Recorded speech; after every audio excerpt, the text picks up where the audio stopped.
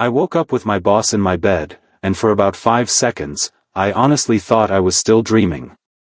Not because Eleanor Norton was the kind of woman a guy like me expected to find under his old gray blanket. She was not.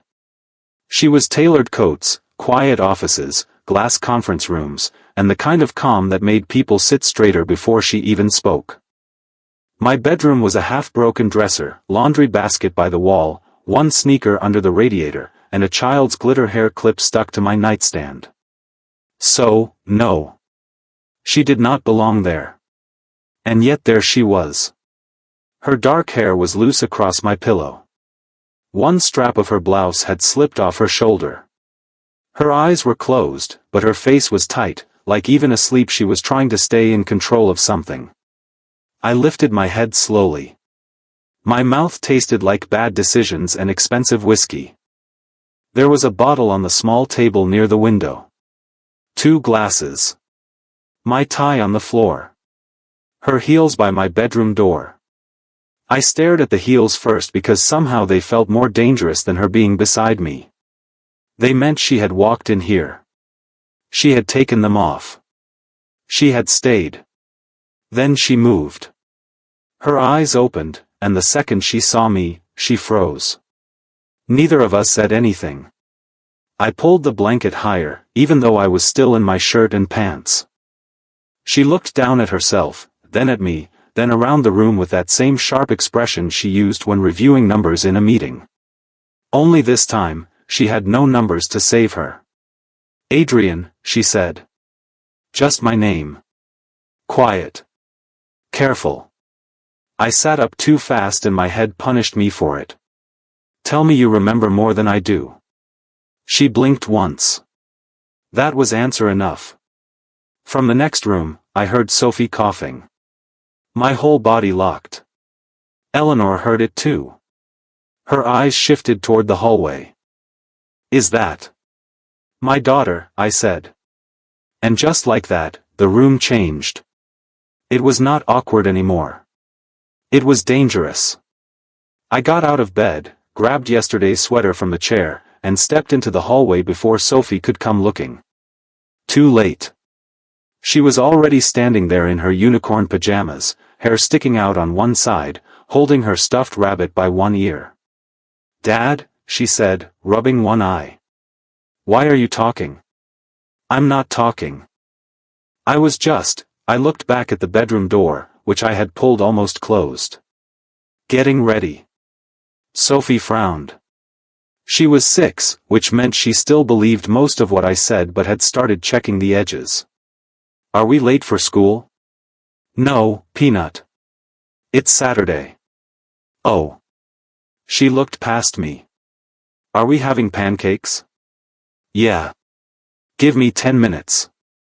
Then Eleanor's heel shifted against the floor inside my room. Sophie's eyes went round. Is someone here? I swear I felt my job leave my body. I crouched in front of her. A woman from work had a car problem last night. She came by because I had some files. It got late, and she stayed on the couch. Sophie looked toward the living room. The couch was empty, obviously. Then she looked at my bedroom door. I could already hear my late wife, Elise, in my head. Nice one, Adrian. Very smooth. Before Sophie could ask the next question, Eleanor opened the door. She had fixed herself as much as possible. Blouse straight. Hair pulled back with her fingers. Face pale but steady. Good morning, she said softly. Sophie tilted her head. You're pretty. Eleanor looked like nobody had said anything honest to her in years. Thank you, she said. You must be Sophie. Sophie nodded. Dad makes pancakes with too much butter. Best kind, Eleanor said. I did not know whether to thank her or beg her to stop speaking. 5 minutes later, she was in my kitchen, drinking water from a chipped mug while I packed Sophie in front of cartoons and pretended my hands were not shaking. I should go, Eleanor said. Yes. She looked at me then, really looked, and I could see she hated the mess of it as much as I did. Adrian, I don't think we. I don't either, I said quickly. Her shoulders dropped half an inch. Relief, maybe. Or disappointment. I did not want to know. I remember the office, she said. The late call. Your report. Then the bar across the street because the servers came back up and I said we should eat something. You said your driver was delayed. And you said you needed to get home to Sophie. I did come home. With me. Her mouth tightened. The silence sat between us like a third person. Then my phone buzzed on the counter. Eleanor glanced at it before I could flip it over. Her name was not on the screen. Walter Norton. I felt the kitchen go cold. Eleanor saw my face change. What is it? I turned the phone away. Your father. Her lips parted a little. My father texted you? I read the message twice. Mr. Cross, we need to speak. Privately. Today, if possible. For years, I had kept that name buried in a locked room in my head. Walter Norton. The man who stood in a boardroom in 2019 and called it restructuring when he gutted my whole department. The man whose partners sent polite emails while families packed desks into cardboard boxes. The man whose influence followed me after I left, turning interviews cold halfway through, making old contacts stop answering, making my name feel marked. Back then, I still had Elise. We had bills, a toddler, and a marriage already stretched thin by stress, but we had each other. Then the work disappeared. Then the savings. Then the arguments whispered in the kitchen after Sophie slept. Then Elise started looking at me like she wanted to help but did not know where to put her hands. A year later, she was gone after a sudden medical emergency that moved faster than any of us could understand. People said one thing had nothing to do with the other. Maybe they were right. But grief does not care about clean lines. It connects everything. After that, my life got smaller. Morning alarms. Cheap coffee. Braiding Sophie's hair from YouTube tutorials. Rent paid late but paid. Lunches packed. Extra shifts. Smiling in interviews. Swallowing pride. Taking the job at Norton Systems because Sophie needed insurance and I needed steady money more than I needed pride. And now Walter Norton wanted to talk. Eleanor was watching me carefully. Adrian, she said. How do you know my father? I almost laughed, but nothing about it felt funny. I don't know him, I said. I survived him. Her face changed. Not much. Eleanor did not give much away. But enough. The phone buzzed again. I know who you are. That is why we need to meet. My hand tightened around the phone. Sophie laughed at something in the living room. Bright, innocent, untouched by the names that had shaped her life before she was old enough to speak. Eleanor stepped closer. What does that mean? I looked at her, at the woman who had woken up in my bed and was now standing barefoot in my kitchen like the past had followed her in. It means, I said, your father and I are not starting from today. I typed one word back before I could talk myself out of it. Where? Walter answered almost immediately. My office. Noon. Eleanor's face had gone still. I set the phone down and looked toward the living room, where Sophie was now singing to her rabbit like Saturday morning was still safe. Then I looked back at Eleanor. I'll meet him, I said. And the second I said it, I understood something I should have understood the moment I opened my eyes. At 11:30, I dropped Sophie at my sister's apartment and told her I had a work meeting. Sophie was coloring at the kitchen table and barely looked up. On Saturday? Yeah, I said. Grown-ups make bad choices. My sister, Noelle, gave me a look over Sophie's head. I ignored it because I did not have a clean answer ready. I had Eleanor Norton's perfume still somewhere on my sweater, Walter Norton's text on my phone, and 7 years of old anger sitting behind my ribs like it had been waiting for this exact morning. Norton Systems headquarters looked different on weekends. The front lobby was too quiet. No heels clicking, no badge lines, no assistants rushing with tablets and coffees. Just polished floors, security at the desk, and my own reflection in all that glass. Walter's assistant was waiting for me by the elevators. That alone told me he had planned every inch of this. "Mr. Cross," she said. "Mr. Norton is expecting you." I almost said, "I bet he is." Instead, I followed her up. Walter Norton's private office took half the top floor. Not because he needed the room. Men like him use space as a warning. His windows looked down on the city like he had purchased the view and everyone in it. He was standing when I entered. I had not seen him in person since 2019. Back then he had looked untouchable. Tall, silver-haired, calm, expensive. Now he was thinner. His suit fit well, but his body did not quite fill it. His face had the gray tiredness of a man fighting something he could not buy, fire, or intimidate. "Adrian," he said. I stopped just inside the door. "Mr. Norton." He smiled faintly. "You still give people distance when you are angry. You don't know me well enough to say that." "I know more than I should." That landed badly. He gestured to the chair across from his desk. "Please. I'm fine standing." His mouth tightened, but he did not push. He moved slowly behind the desk and sat down. On the surface in front of him were 3 folders, a sealed envelope, and a small black recorder. I looked at the recorder. Walter followed my eyes. "Not running. Not unless you ask. I didn't come here for a performance." "No," he said. "You came because you want to know why." I let out a short breath. "I came because you texted me after your daughter woke up in my apartment." For the first time, his expression changed.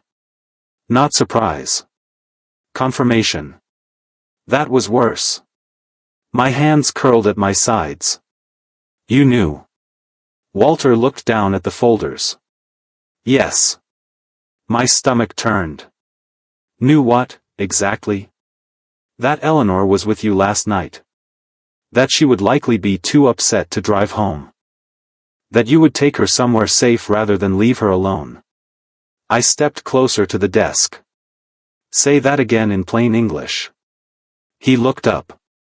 "I arranged the late-night systems crisis." The room went very still. "The server issue?" I said. "It was manufactured." "And the report?" "Real enough to keep you both there." "The driver delay?" "My doing." Every answer came clean and calm, and that made me want to put my fist through one of his perfect glass walls. "You set us up." "Yes." "With your daughter?" "Yes." "With me?" "Yes." I laughed once, but there was no humor in it. "You really are something." "I am aware." "No, you're not." I leaned over the desk. "You don't get to sit there like this is some chessboard. She's your daughter. I'm her employee. I have a little girl at home. Do you understand what kind of risk you dropped into my apartment?" His eyes moved away for a second. "I do." "You don't. Because if you did, you wouldn't have done it." He took that without answering. Then he pushed the first folder toward me. I did not touch it. "What is that?" "Personnel records. Internal messages. Contractor correspondence. Notes from the restructuring in 2019. I stared at the folder like it might bite. Walter opened it himself and turned the first page so I could see. My name was there. Adrian Cross. Under it were comments from people I remembered. Men who smiled at me in hallways. Women who said they would keep me in mind. Recruiters who stopped returning calls after second interviews. Marked as difficult. Not aligned with leadership. Potential legal exposure if retained in sector-adjacent role. My throat went tight. Walter watched me read, and for once he did not look powerful. He looked old. You blacklisted me, I said. I allowed it. No. Don't do that. My voice came out sharper than I meant. Don't hide inside aloud. You were the name. People moved because of you. He nodded once. Yes. I looked at the pages again. There it was. The thing I had guessed, denied, cursed, and swallowed for years. Proof. I had wanted it so badly once. At 2 in the morning, after another interview went cold, after Elise fell asleep with bills spread around her, I would lie there and imagine finding one email.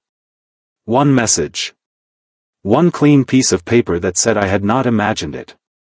Now it was in front of me, and I felt sick. Walter pushed the second folder forward. This is a formal confession. Signed. Witnessed. It includes names, dates, firms, and the mechanism used to block your re-entry. I stared at him. Why? Because I am dying. He said it like he was reading a weather report. For a moment, I did not speak. He continued, the treatment bought time. Not enough. I have months, maybe less. I hated that the words changed the room. I hated that my anger had to make space for the fact of his body failing. I did not want him human. Human was messy. Human made things harder. That doesn't answer why, I said. No. It explains the timing.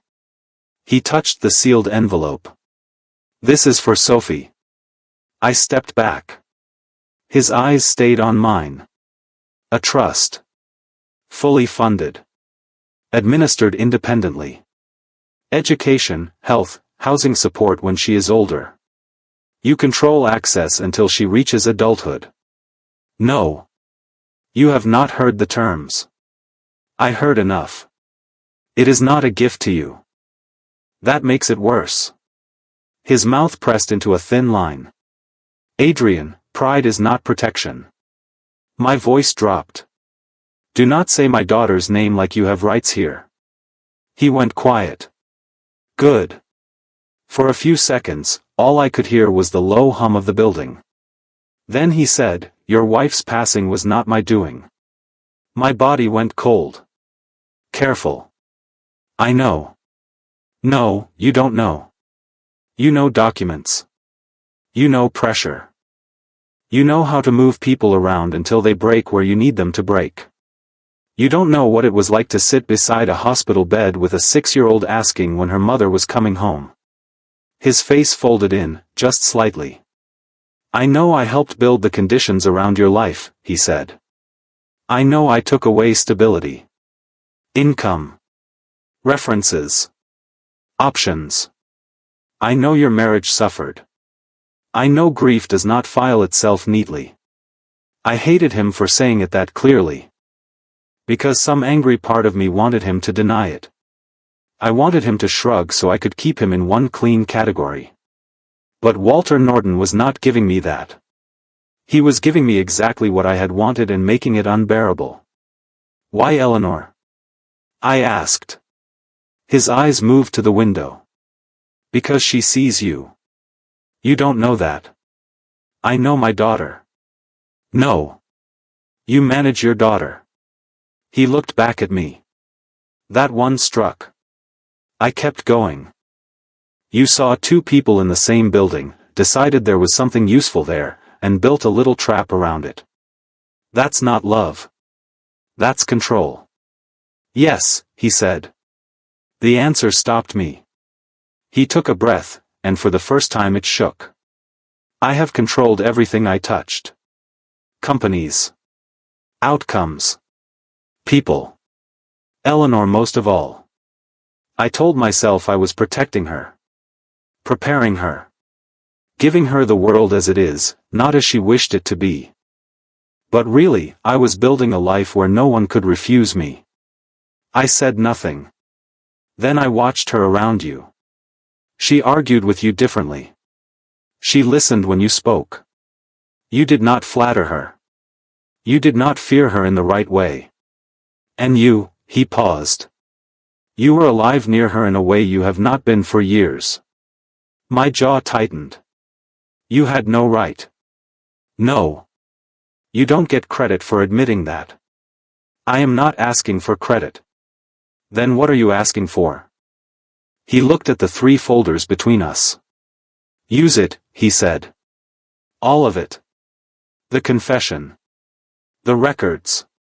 The money, if you can bear it for her sake. Give Eleanor the truth if she has not already pulled it from you. Let the board see what I buried.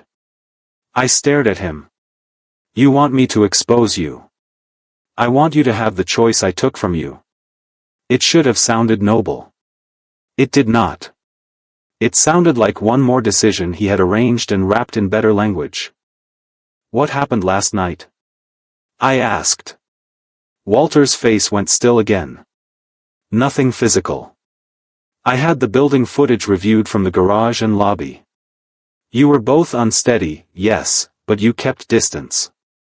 At your apartment, your neighbor's camera shows you helping her upstairs. You left the bedroom twice during the night. Once for water. Once to check on Sophie. Eleanor slept in your bed because she was upset and exhausted. You slept beside her because you were too tired to think clearly. I felt exposed in a way I could barely stand. You watched that too? I confirmed enough to know I had not caused a worse harm. A worse harm, I repeated. Listen to yourself. His eyes lowered. I picked up the confession folder. It felt heavier than paper should. Then I picked up the personnel records. I left the envelope for Sophie on the desk. Walter noticed. I won't touch that yet, I said. Not because I'm proud. Because she's not a line item in your repentance. He nodded. At the door, I stopped. For 7 years, I had imagined what I would say to him if I ever got the chance. I had speeches ready once. Ugly ones. Clean ones. Brave ones. In the end, all I said was, you didn't repair anything today. Walter looked at me, and for the first time, I saw fear in him. I know, he said. I walked out with the folders under my arm. By the time I reached the street, my phone was buzzing. Eleanor. I stood on the sidewalk in the cold light, staring at her name. The truth was in my hands now. And somehow, I had never felt less sure what to do with it. I let Eleanor's call ring out twice before I answered. Not because I wanted to punish her. She had done nothing wrong. That was the worst part. She was in the middle of it like I was, only she still did not know how deep the ground had opened under her feet. When I finally picked up, she did not start with hello. What did he say? I stood beside my truck with Walter's folders on the passenger seat, and for a second I looked through the windshield at all that paper. Not over the phone, I said. There was a pause. Adrian. I mean it. Not like this. Then where? I almost said my apartment, then looked at the booster seat in the back and felt my stomach twist. The diner on Fulton, I said. 20 minutes. She was already there when I arrived. Of course she was. Eleanor sat in the back booth, coat still on, hands wrapped around a cup of coffee she had not touched. She looked exactly like she did in meetings when someone brought her bad numbers and she already knew who had caused them. Only this time, it was her father. I slid into the booth across from her and put the folders on the table. Her eyes dropped to them. Are those from him? Yes. What are they? I did not soften it. I wanted to. I hated how much I wanted to. But she needed the truth clean, not dressed up. Proof, I said. Personnel records. Messages. A signed confession. Her face went still. He admitted it. He admitted all of it. The waitress came by with coffee. I ordered nothing because my throat already felt too tight. Eleanor waited until the woman walked away before she spoke again. All of what, exactly? So I told her. I told her about 2019. About the department being gutted. About the quiet notes passed between companies. About the interviews that turned cold after second rounds. About how my name had been marked before I ever walked into a room. She listened without interrupting. That was Eleanor. Even while being hit with something terrible, she stayed controlled at first. Back straight. Eyes locked on mine. Mouth pressed into a line. Then I told her about the trust for Sophie. Her hand tightened around the mug. Then I told her about Friday night. The fake work crisis. The driver delay. The way Walter had pushed the whole evening into place like we were pieces on his desk.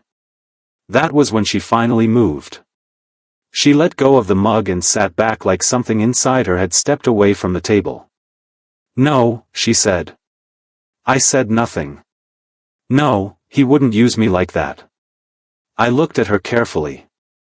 Eleanor. He controls business.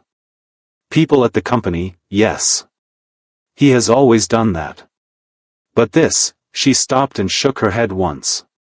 No. Not this. I opened the folder and turned one page toward her. She did not touch it at first. Then she read. I watched her eyes move across the lines. Her expression did not break all at once. It changed in pieces. Confusion first. Then shame. Then something colder. There was her father's assistant confirming the late issue. A note about keeping both of us after hours. A message about removing her driver from the schedule. Another line I wished I had not read before handing it over. She trusts pressure when it sounds like duty. Eleanor stared at that sentence for so long I almost reached across the table. I didn't. Finally, she whispered, he wrote that about me. Yeah. She looked up at me, and for the first time since I had known her, Eleanor Norton looked young. Not weak. Not helpless. Just stripped down to something she usually kept locked away. He knew exactly how to make me stay. I nodded. And he knew you would not leave me stranded. Yes. She swallowed hard. So even that was used. I wanted to say not everything. I wanted to tell her the way she laughed once at the bar, quiet and surprised, had not felt planned. I wanted to tell her I remembered her asking about Sophie's science project, and the way her face softened when I talked about braiding hair badly the first year after Elise was gone. But none of that fixed what Walter had done. So I said, what happened between us after the trap was still ours. But the trap was his. That landed. Her eyes shined, but she did not let anything fall. He said nothing physical happened, I added. He confirmed it. A bitter little breath left her. How generous of him. Yeah.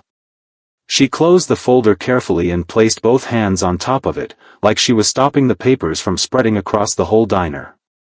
I need to see him. You don't have to do it today. Yes, I do. Eleanor, he's sick.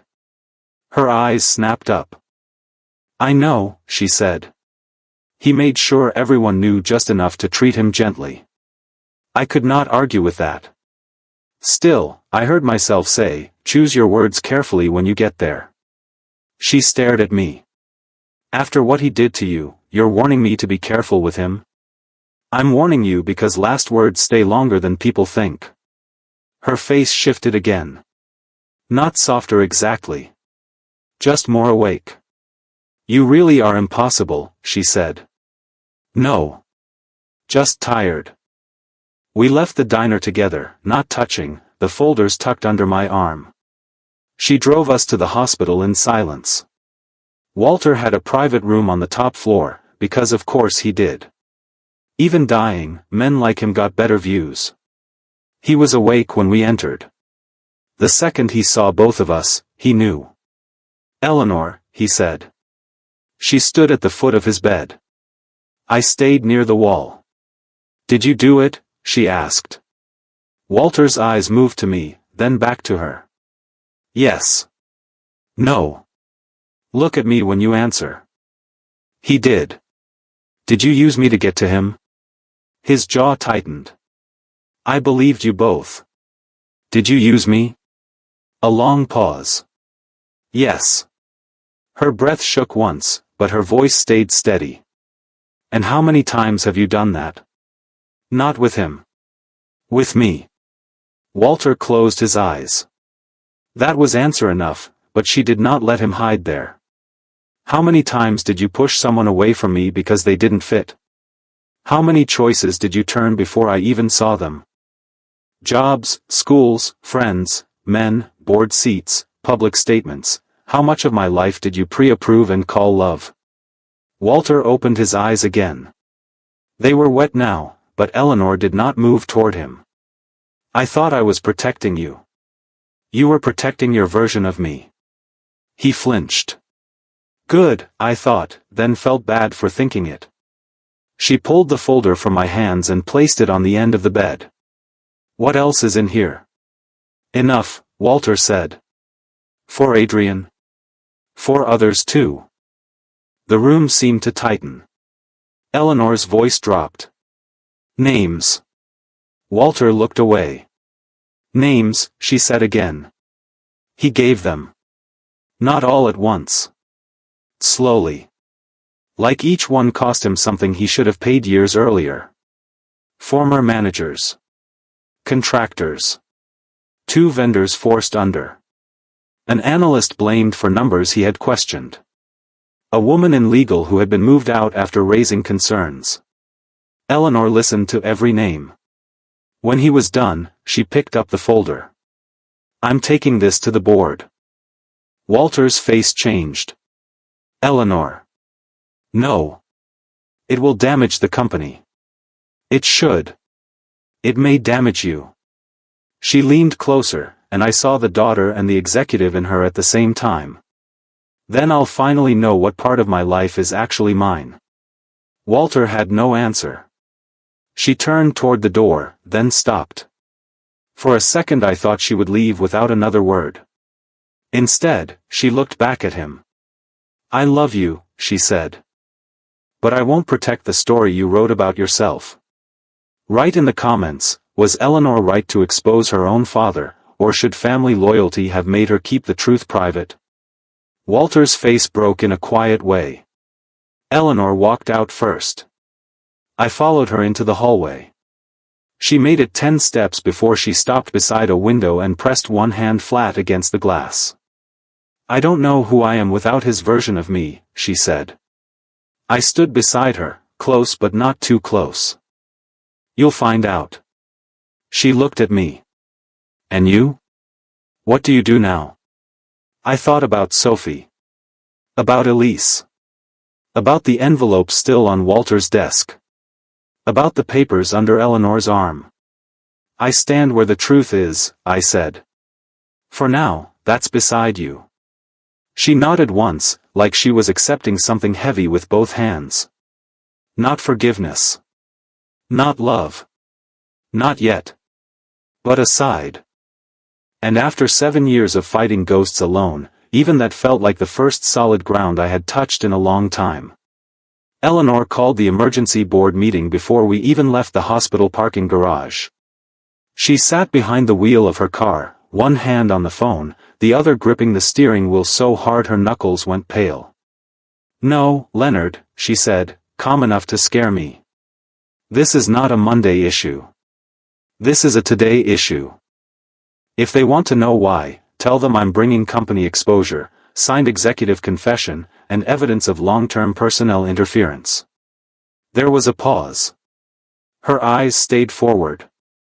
Yes, she said. My father's name is on it. Another pause. No. I'm not asking his permission. That was the moment I understood she had really crossed the line. Not in words. Words were easy. She had stepped out from under the roof he built, and now the weather was hers. When she ended the call, the car was quiet. You don't have to come, she said. I looked down at the folders in my lap. My name was in there. My lost years were in there. So were other people's. I do, I said. She nodded once and started the car. The boardroom was full by 4. I had been in that room before, but never like this. Usually I came in with charts, answered questions, and left before the powerful people started talking freely. This time, every face turned when I walked in behind Eleanor. Some knew me. Some only knew I was not supposed to be there. Leonard Pike, the board chair, stood at the far end of the table with his glasses in one hand. Eleanor, he said carefully. Before we begin, I need to ask whether council has reviewed whatever materials you believe require emergency attention. Not yet, she said. That is a concern. It should be. A few people shifted in their chairs. Eleanor placed the folders on the table. Not tossed. Not dramatic. Just set down, neat and final. These records show that, beginning in 2019 and continuing afterward, Walter Norton and several senior associates used informal pressure to block former employees, vendors, and internal critics from future work. Some of those actions were hidden inside restructuring decisions. Some were kept outside official channels. Leonard's face tightened. One woman near the window said, "These are serious claims. They're documented." By whom? My father. That changed the room. I watched them absorb it. Not the harm. Not at first. They absorbed the risk. You could see it in their eyes. Headlines. Lawsuits. Stock impact. Reputation.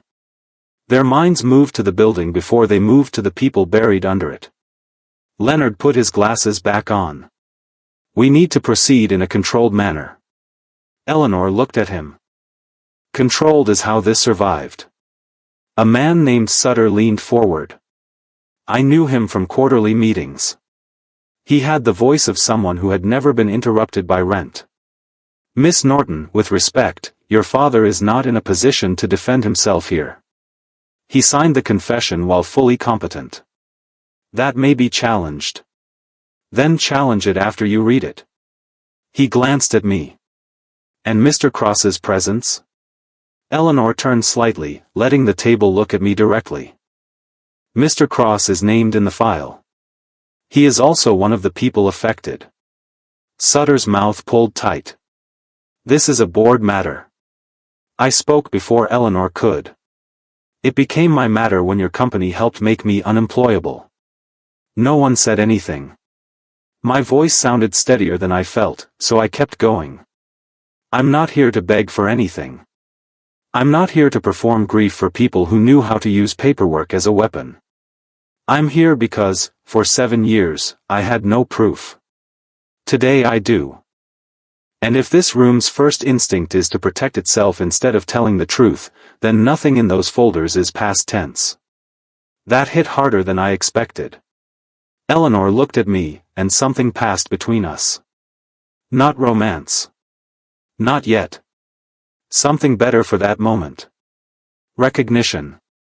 Leonard slowly reached for the first folder. The room went quiet while pages moved from hand to hand. At first, they read like executives.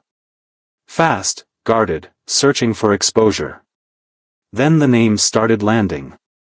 The notes. The messages. The instructions written like strategy but carrying real people inside them. One board member whispered, "My God." Eleanor did not flinch. This company will open an independent review, she said. Not internal. External. Full access. We will notify affected parties. We will create restitution funds for documented cases. We will remove anyone who participated and is still in authority. Sutter gave a dry laugh. You are proposing to walk us into a storm. No, Eleanor said. I'm proposing we stop pretending the storm is not already here. You could lose your position. I know. Your father built this company. Her face changed, just slightly. My father built parts of this company on fear. I'm not going to inherit that and call it stability. The room fell still again. For the first time all day, I let myself breathe. It did not fix anything. No meeting could give back lost years. No resolution could bring Elise into the kitchen on a school morning. No apology could erase the nights I counted dollars while Sophie slept with one sock on and her stuffed rabbit under her chin. But truth spoken in a room that had once ignored it was not nothing. By evening, the board voted to begin the review. Not unanimously. Not bravely. But enough. Lawyers were called. Public statements were drafted. 2 members resigned before dinner. Sutter left without looking at Eleanor. Outside the building, cameras had already started gathering. Someone had leaked the meeting was happening. Or maybe Walter had arranged that too. With him, I no longer knew where the strings ended. Eleanor stood just inside the glass doors, watching the lights flash. "You can still step away," she said. I looked at her. "So can you." She gave me the smallest smile. "No, I can't." "Then neither can I." My phone buzzed. Noelle had sent a picture of Sophie asleep on her couch, rabbit tucked under her arm, mouth open like she had fought sleep and lost. Under it, Noelle wrote, "She asked if your work meeting fixed the computers." I stared at the picture for a long moment. "What about the trust?" Eleanor asked quietly. I slid the phone into my pocket. "I'm not refusing it tonight just to feel clean. And I'm not accepting it tonight just because it helps. Sophie deserves more thought than my anger." Eleanor nodded. "I can have it moved out of my father's control completely. Independent trustees. No Norton name attached." I looked at her. She held my gaze. "Not as charity. Not as guilt. As part of repair." Repair. I still hated the word a little. But I did not hate it from her. "Then we do it carefully," I said. "And one day, when she's old enough, I tell her where it came from. All of it. She'll be proud of you." I shook my head. "She'll be confused. Then angry. Then maybe proud. Kids deserve the truth, but not all at once." Eleanor looked down, and her face softened in a way I had only seen once before, in my kitchen, when Sophie told her she was pretty. "I don't know how to live outside what he made," she said. I stepped closer, stopping just short of touching her. "You start by not lying. That sounds lonely." "It is at first." She looked up at me. "And after?" I thought about the night Walter arranged. The bed. The fear. The fact that whatever had started there had been pushed by the worst person possible. Then I thought about the diner. The hospital. This boardroom. Her standing in front of people who could take everything from her and choosing truth anyway. After, I said, "You find out who stays when the lie is gone." Her eyes shined, but she did not look away. Outside, someone called her name through the glass. Eleanor reached for the door, then stopped. Her hand found mine. Not hidden. Not rushed. Just there. For the first time since I had met her, no one had arranged the moment for us. No driver delay. No fake crisis. No father moving pieces behind a curtain. Just her hand in mine, and my choice to hold it back. We walked out together into the noise. Not clean. Not healed. Not simple. But real. And after everything Walter Norton had stolen, twisted, and tried to arrange, real felt like the one thing he had never been able to control.